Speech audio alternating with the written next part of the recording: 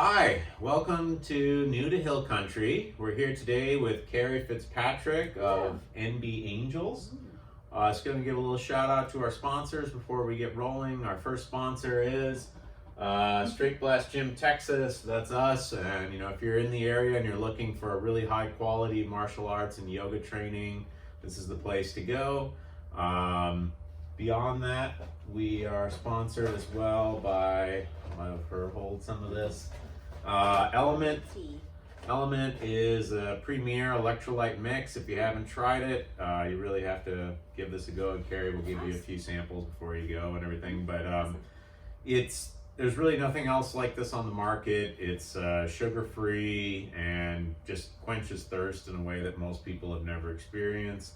We are the exclusive provider in the area, as far as I know. Offline, I think. Offline, yeah. You can always get it online, and should be able to find a link in our show's notes to be able to find a good link to help support SBG Texas through It's Element. been so hot, and we've been working out every day, and then at night before bed, I would just have cup full of ice and just put one of it as non-alcohol cocktail that I've been enjoying every night. So it's awesome. Yeah, actually, on that note, the citrus was actually designed to taste like a margarita, and it pretty much does. Nice. Yeah. So, yeah. So. I like it. Yeah. Cool. So, Carrie, welcome to the show. Thank you for having us. Or me, just me. But.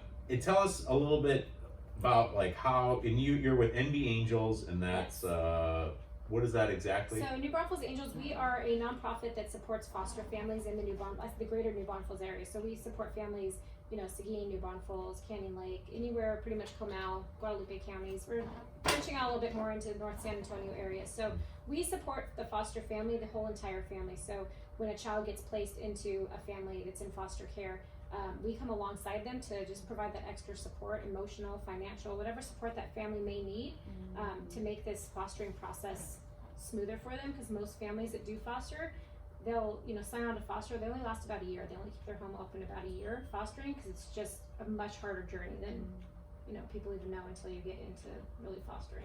Cool. Well, I want to unpack that journey in some depth as we go here.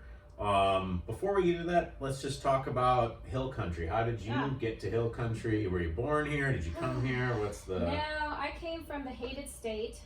So I came from California. Oh. So I hate to admit that. But no, 13th generation Californian. So I've lived there all my life. My family's lived there for, centuries. So we had looked about, 5-6 years ago. We lived in Orange County, and we just didn't want to live there anymore. We wanted our kids to have a different lifestyle. So we kept moving a little further out, and we just realized it's not the life, that we wanted to raise our kids in. So we started looking. We looked in Tennessee and Washington. We looked in Texas twice, and finally, about 3 years ago, my husband got a job offer out here, and it was a Wednesday night that he got the offer. He wasn't even looking. He was doing training classes on his own, and they said, well, you have to let us know by tomorrow morning. So he's like, let's go out, have some sushi, and he told me about it, and I said, let's just do it. My kids were about to go into first grade, and my other one was still in pre-K, so I was like, what better time than to do it now? So here we are. Not really sure how we found New Braunfels. It's just, I knew that his work could go anywhere south of Austin, from here to Houston to the border, so I just started looking. I didn't want to live in a big city, so we found New Braunfels. It had everything that we loved, without everything we hated about California. Exactly the same reason why we chose New Braunfels. Yeah, I liked the rivers and the lakes and the, I felt like everything I would look at on the websites and the Facebook pages I was following was really family friendly. Seemed like a lot of engaging things for the kids to do. So somehow we ended up, in New Braunfels. We're in Canyon Lake, kind of the border of New Braunfels and Canyon Lake, but we were here for a year, and then my husband really wanted to live by the water. And, growing up in California, pretty much unless you're a millionaire, you don't get to live on the water. So. Right. Sure. Yeah. So actually, there's a lot I'd like to unpack in there. One, what about California was so odious? And I'm sure most of our Texan listeners will appreciate all that. But the other thing is that I would like to talk about what your husband does too, and stuff like that. But let's first, what was it about California that was just, you was like, this is not where I want to be, this is where I want to go? Started with politics. Okay. Just some of the things that we, grew up around just wasn't in the same, wasn't the same anymore. And I just really wanted to live, raise my kids in an environment that wasn't a constant rat race, constant, you know, if you don't start them in sports at 4 years old, they're never going to be good in high school to play sports in some of these areas. Didn't seem super family focused in a lot of areas we lived in. You know, mega churches, and it just was crowded, honestly. It was just crowded and not that much to do nature-wise. It was just a lot of things that we wanted a different chance at life for our family. My husband was in the Army, and he, you know, traveled extensively when he was in, and so he was like, there's more out there for us than this that you've known for, you know, 35 plus years. Okay. So, you know, it's hard to leave family. All my family's there, his family's there. But this gave us a chance to kind of just experience a different lifestyle. I understand. Are they still there? My family's still there. So I have a sister that lives up in Dallas. Her husband's a pilot, so they move around every couple years. But my brother and my sister-in-law are in California, my mom and dad, and then my husband's mom and father-in-law. So have you been visiting them like during holidays? No, they come here. I I've see. only been back twice. When I first moved here, I actually kept my job at my old employer, and I worked remotely, and then would go back every few months, and then it just wasn't working. I was like, this is too much to be away from my kids. So we ended up, I left that job, and I think I went back for our cousin's wedding, and we went back this last Christmas because my girls are 7 and 9, and my nephews are the exact same age. They're born weeks apart, and they have like the best bond with their cousins. So we try to go, you know, for holidays. They come out here and visit us. They are in the process of moving, I hope. So they're looking into, you know, moving out here because the same thing. They just want something different. So trying to encourage my mom and dad to move out here so we can kind of help as they age. And then my mother-in-law would love to be out here, but they have some things that are keeping them there. It's interesting. We've got a lot of. It's interesting. Like a lot of people from California are moving to Texas. Like it's a very common thing. For sure. I think a lot of everything. I think it's everything you just described. Economics, it's politics, it's and values. It's, for me, what cracks me up is that we got a bunch of friends. SBG in particular has a lot of gyms up in Montana, and Montanans are kind of like, it's interesting. Montanans and Texans have a lot of similarities in their own weird way. But very proud of their states in a lot of ways, but I think is unusual in the United States. And just in particular, the Montanans are always trying to put out memes and stuff like that about like don't move to Montana and stuff like that. They're always kind of lying about what's going on up in Montana, and they're always trying to keep the Californians out in particular. I have a lot of friends that either moved to Texas or Idaho. Idaho seems to be another like hot spot. And Arizona because it's right there, but Sure. Yeah, I think Montana, the winters are just a little too cold. The weather's not that different from where we moved from. It gets pretty darn hot in the summers, mild winters, so you're not really acclimate to anything too different. How to get used to like the tornado warnings, or there's warnings and then there's, what's the other thing it's called? Just there's actual like, one's been cited and one's like, oh, it could possibly develop, so. Yeah, I had to readjust to that myself down here. I mean, I've bounced around to a couple different places, and there's that adjustment to like, oh, is this something I have to actually take seriously? Like, so I grew up in Iowa, and tornado warnings are really common in Iowa. However, contrary to popular belief, there are less flat regions within Iowa, which is where I'm from. With this northeast Iowa is not flat; it's actually very hilly.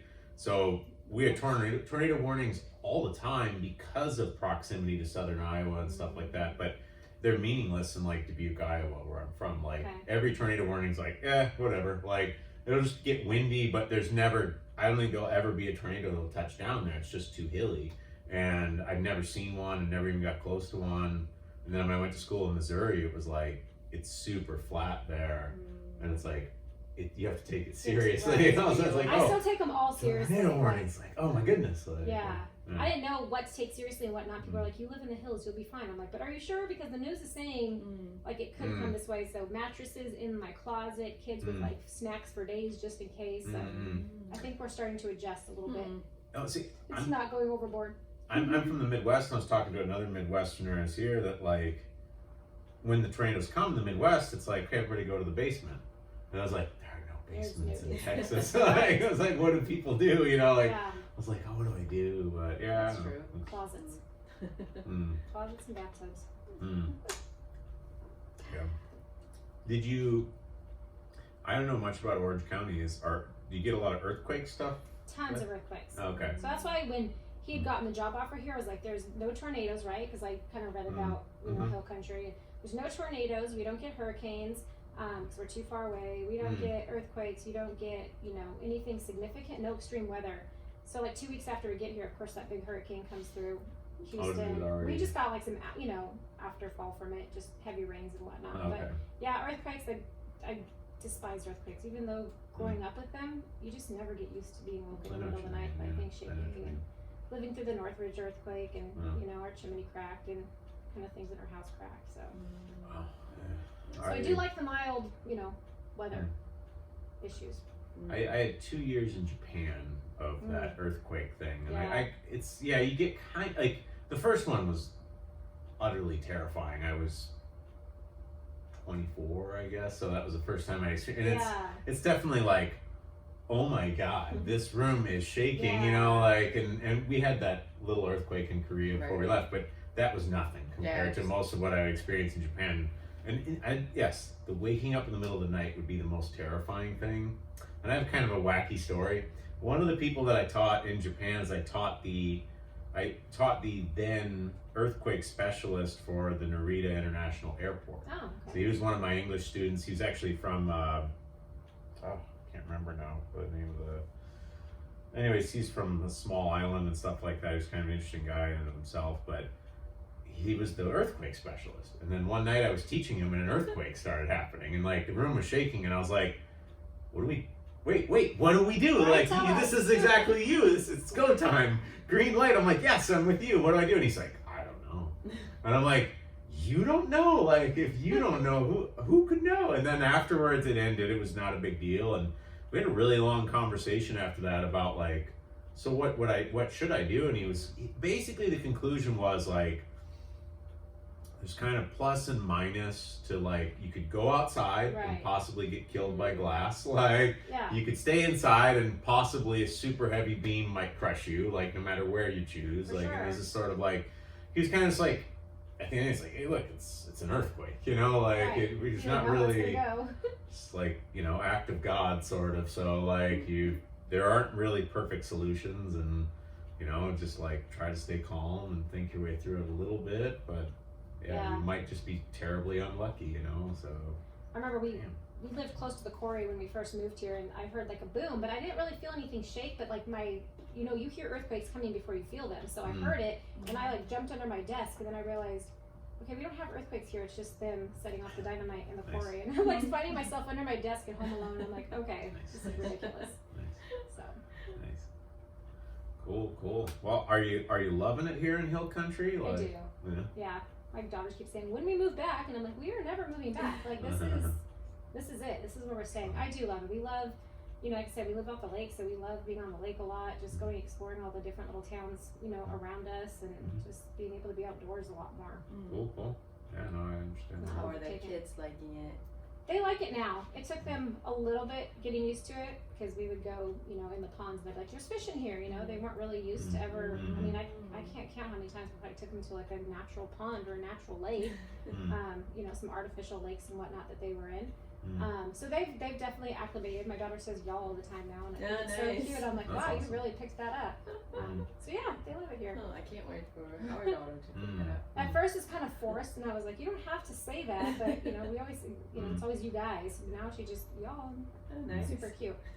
I've been a y'all fan for a while, but I love hearing it. It makes so much more sense. Like, what other word would you use in place of that? I love it. I mean, there's a ton of the plural form of you is like common in certain languages and stuff like that. We don't have it in English, but most of the Latin languages have a very specific term for that. Whereas y'all and you all is almost kind of treated as like grammatically ugly, I would say, like to a lot of English speakers, or like broadcast. I guess in terms of broadcast English. It's right.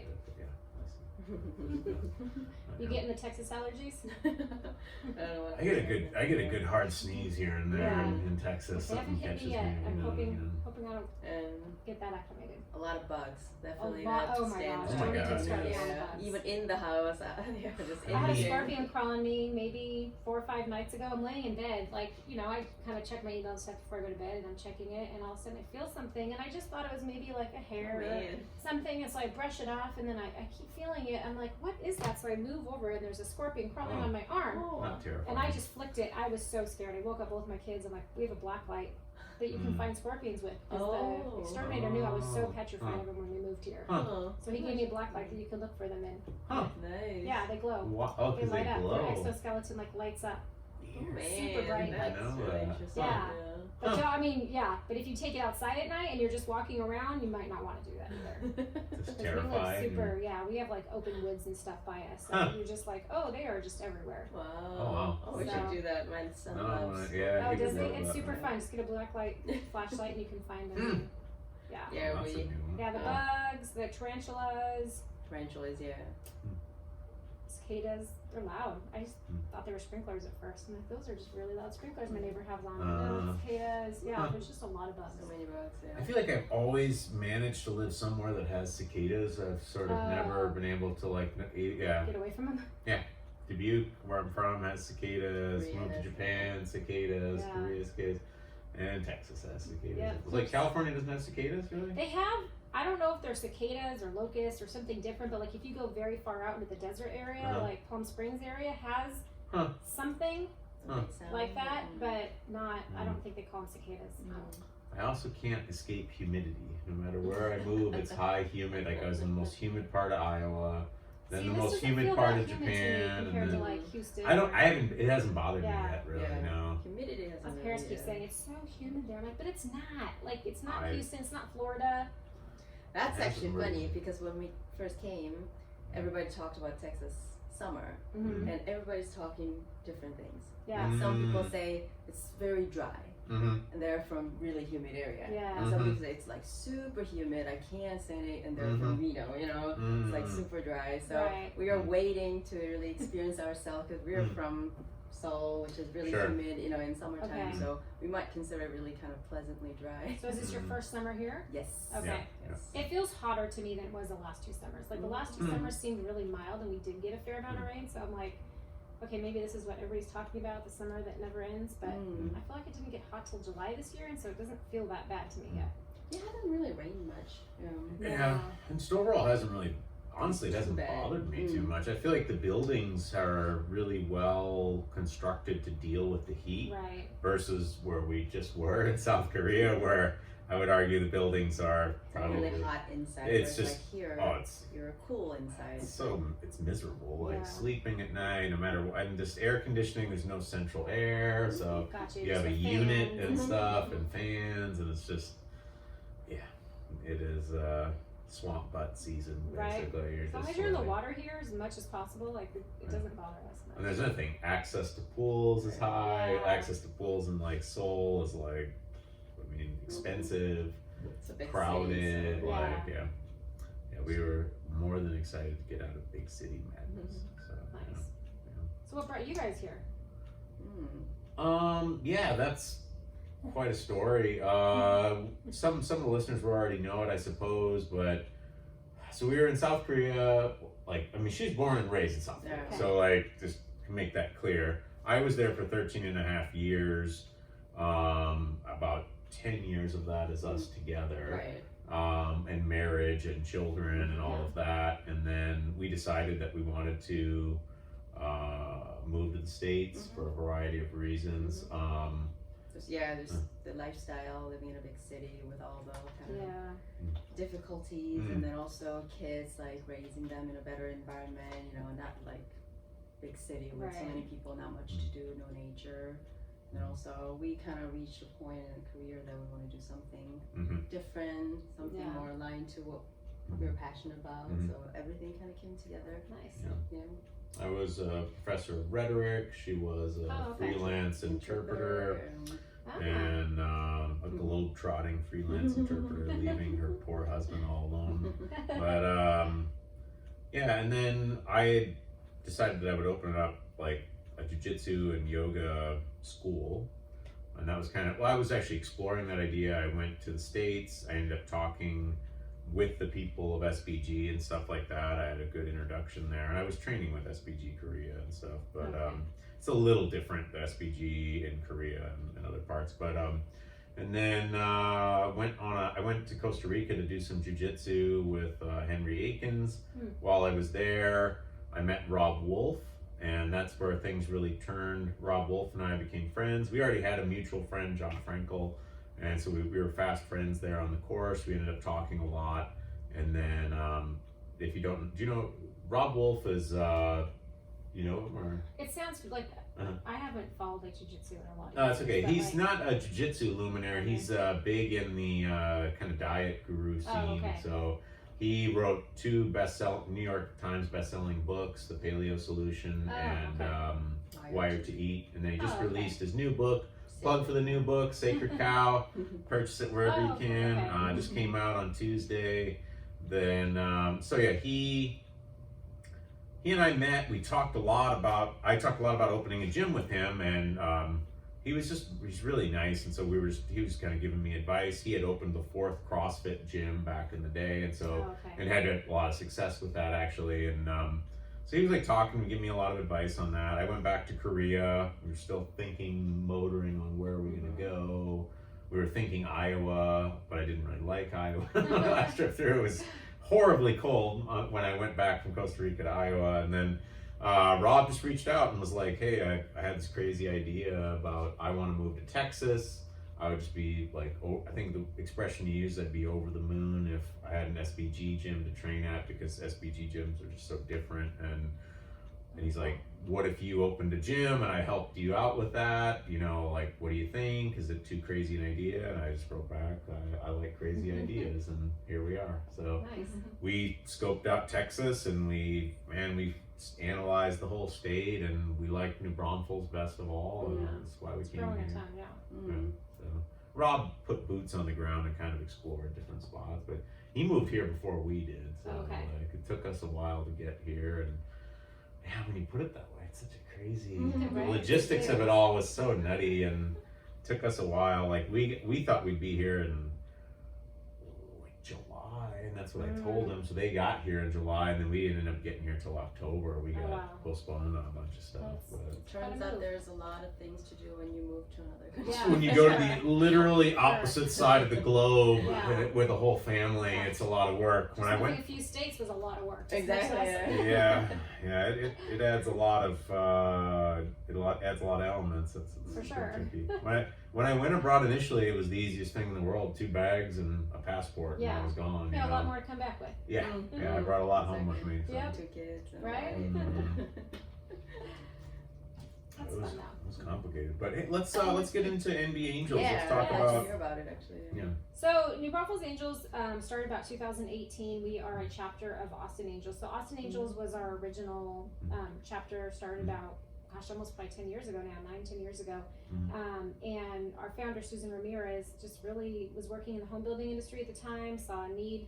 I believe she went to a seminar presentation. Her friend was going to foster, and she just kind of heard the plight of all these different, how the kids are experiencing the foster system, and it just pulled on her heart so much. And she ended up opening Austin Angels about 10 years ago.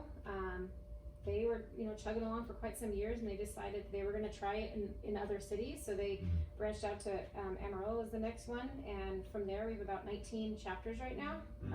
So the goal really is as a National Angels Network, is to have one chapter in every major metropolitan city. Okay. So we have Houston, and we have Dallas-Fort Worth, and we have Seattle and Spokane. So we have 19 different chapters, and we are one of them. So we started about 2018. We were completely board ran for the first, 2.5 years. So Marissa Van Bibber, who's a realtor here in town, was the president, and she kind of took on. She was, friends with Susan Ramirez, and she, her family had experienced some foster care in their family, and so she wanted to take this on. So about 2 years, we were board ran, just kind of boots on the ground, trying to figure it out, trying to figure out the need in the community, because although it's a smaller town, there's a lot of foster families, and also placements from out of out of the area for families here. So they were board ran up until about January, and then I came on as the executive director in January. I've been a social worker for about 15 years, so I've worked in nonprofits, I've worked in for-profits, healthcare, different things. So I was on the board for about a year before I came on as a full-time employee. So we've just been kind of just managing everything. I'm picturing like some sort of mafioso scene where you dissolve the board, where you're like, I am the board now. I can't do that. No. So no, we still have a fully functioning volunteer board. Cool, we have president, vice president, treasurers, and different specialties, director of churches that we partner with. So no, the board is honestly one of the biggest support that any nonprofit could have, because as an executive director or staff case managers or staff, there's only so much that you can do as one person, and really, your network, your support is your board. Telling you like, that's a great idea, go for it, and you take off running, or that's a terrible idea, Carrie, let's like rethink that. Everybody needs that sounding board. Sure. And most of the board members we've had have been with us since the beginning, so they really have a passion for foster care, and it ties into this community that it's really important for us to address the problems in the foster care system. Cool. So we support the whole entire foster family, whether it has one foster child or whether it's a single mom with a biological child or adopted, or whatever the situation looks for these foster families, we support the entire family. Okay. So what we do is, our main program is called the Love Box program, and what that is it's literally a box. That's kind of like the starting point of our program. It's a love box that we deliver to this family once a month with things that they may need. It could be, hey, I have a new child placement and they need diapers or clothes or developmental toys, and we match them with a volunteer to supply this love box.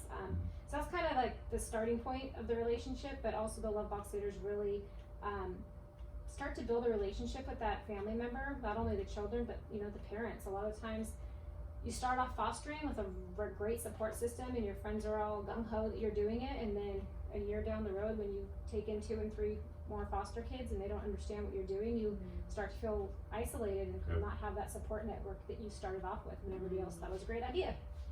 They tend to get lonely and isolated. So our love box leaders are just an additional support for that family, whether it be kind of listening to mom or dad about their struggles. Most all of our foster families, the biggest need foster families generally have is just somebody that can babysit.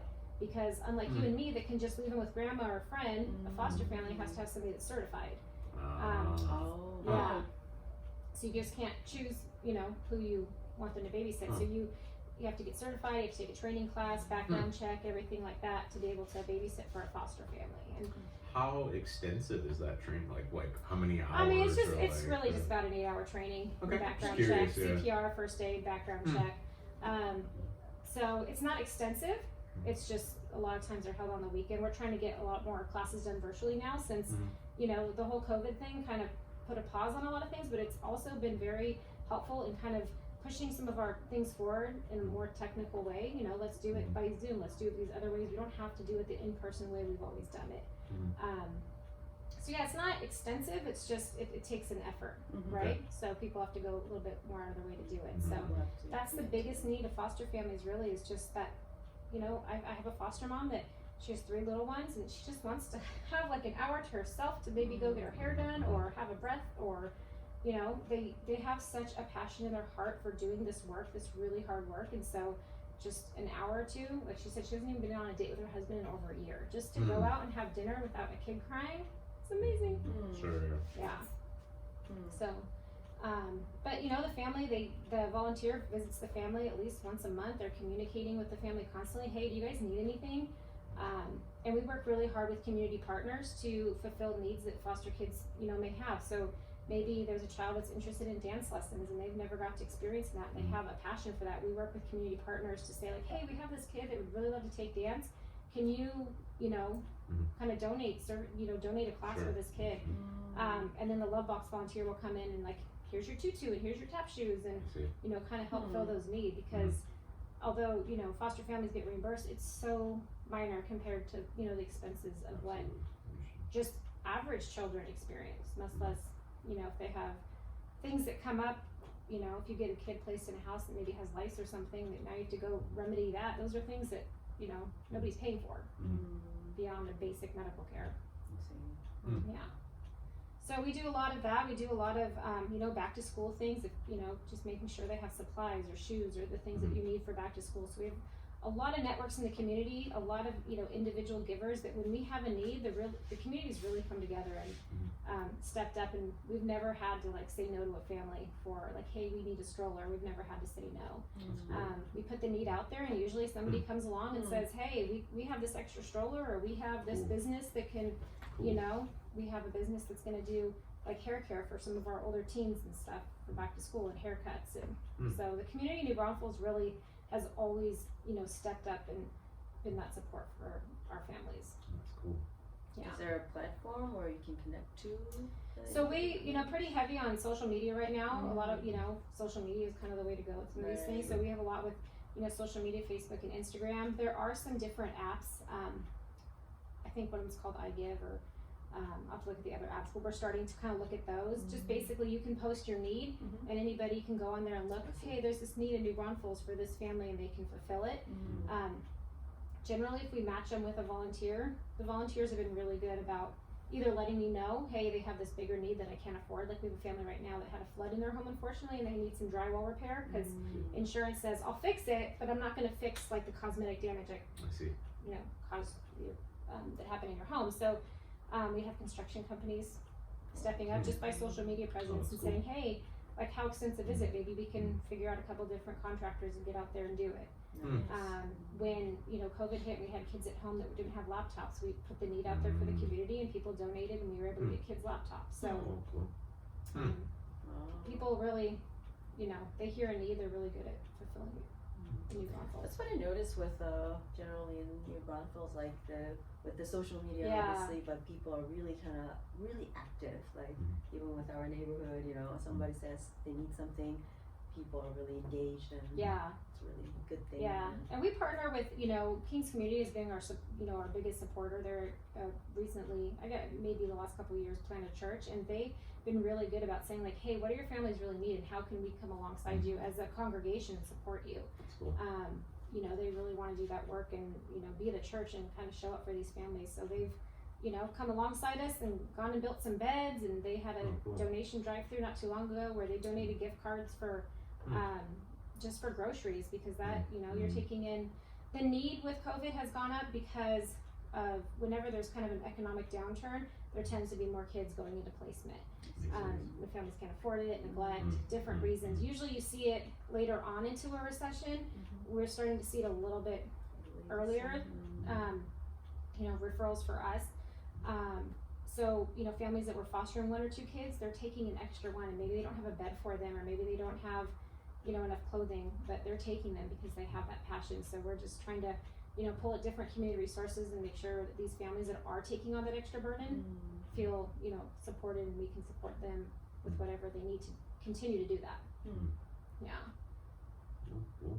Are the volunteers kind of designated for each family? Yeah, so we have the same way with social media. We've recruited a lot of our volunteers, social media, or word of mouth, really, friends of the board, churches. So yeah, once we kind of do a vetting process with the volunteers, because we want the volunteers that are matched with the families to be there for at least a year. These kids have had a lot of people in and out of their lives just through the court system and through the fostering system. So we want somebody to be there that they know that this person is a support to me no matter where I go.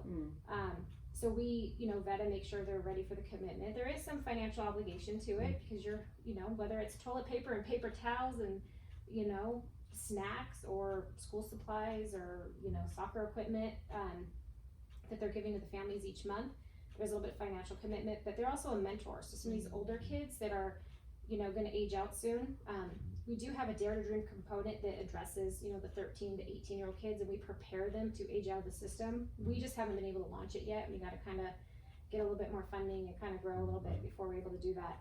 But they're their mentor, teaching them how to balance a checkbook, if anybody balances theirs anymore, or learn about how to get a driver's license, sex education, how to apply to college. I mean, there's these things that sometimes you don't have the background to know how to kind of go into the adult world.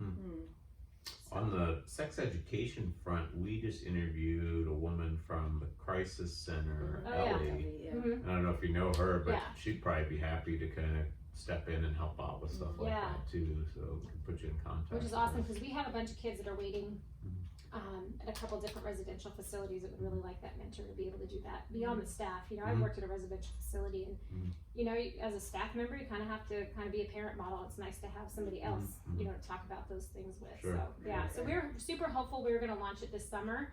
I'm still dedicated to try to launch it by the end of the year. Just waiting on some grant funding and whatnot to make sure we can get there, because it is a huge need to see these kids age out of the system at 18, and you go from, you know, being in the system to on your own like that, and then what? You know, so a huge percent of the populations end up in jails, or you know, the high percentage of females that get pregnant pretty young in foster care, and right as the aging out is pretty high. Yeah. So our volunteers, we match them with them. They're vetted. They have that commitment, and they meet with them at least, like I said, at least once a month in person. Lately, they've done a lot of drop-off dinners, a lot of drop-off stuff, virtual kind of calls and meetings, dropping off games and whatnot to keep them busy, thinking of different activities for them. But wherever the kid goes, our volunteer goes. So for whatever reason, obviously the main goal of foster care is reunification, if that's the safest thing. And if the family agrees, then our volunteer can follow them home in a sense and kind of continue supporting them as they transition back home. If they have to switch foster families, God forbid, residential placements or different placements, our volunteers follow them where they go. So they're not always having different people. I mean, you have CASA workers, you have case managers, you have all these people that are in and out of your life. So we like to provide that consistent mentorship for them. At least you have one kind of figure. Yeah, one person that you know, no matter where you go, this person's going to be there as a support to you and a sounding board or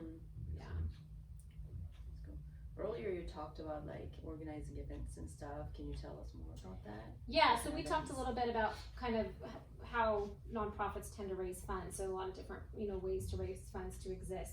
So we are primarily an event-based fundraising organization. That's how we make our money to do our programs to, you know, support these families. So with the cancellation of, so our biggest event is Foster the Vine. It usually happens about in March. So seeing that we're only about 2.5 years old, our first Foster the Vine was last year. It was a really great success. So we have a lot of area restaurants that donate food, and it's kind of like a sample size, and a wine pairing event. So you get to go around to all these different kind of booths, tables, and try their great dishes and have some wine and some beer with it. And that's one of our biggest events of the year. That was in March. That had to get canceled due to COVID. And then our next event we usually have is called Play for Angels Golf Tournament, and it would be coming up in the fall. At this time it's canceled because you just can't get a bunch of people at a golf course. So we are really trying hard to think of innovative virtual events so that we can continue to operate as an organization. So we are doing right now what's called the Love Box Challenge. So since our main component of our program is a love box, we have this cardboard box that people are going to decorate in the community, like businesses and whatnot. So you know, pay a little fee to enter the contest, and we'll have community members be voting on like the most creative design and kids that decorate them. So we have some, you know, community partners, different businesses and dentists and pediatricians and salons and whatnot that are going to decorate them, give it their own little spin. And then all the different categories will get voted on. We have some great raffle prizes. Some community members have donated. Some community businesses, and then once the contest is over, we'll actually fill all these boxes and we'll use them as like one-time love boxes. So when we get a referral into the program, sometimes we can't match them with a volunteer right away. Either they live too far away. We have a lot of families that have 6, 8, you know, people in their family. Those are hard to match. We get a lot of groups from churches or, you know, friend groups that want to do it, Bible study groups. So we try to provide one-time love boxes if they have those emergent needs. Like I said, clothing, food, just household necessities. So we'll fill those up with stuff so we can provide them one-time love boxes. So our Love Box Challenge, and we are trying very hard to try to think of a creative way to do our golf tournament. So we've looked at like online, you know, golf tournaments. We're going to even try to do a video game tournament. So we're just looking at like some creative ways to engage everybody. You know, besides just getting people on a golf course, so that we continue to raise funds, so we continue to operate. That's good. Yeah.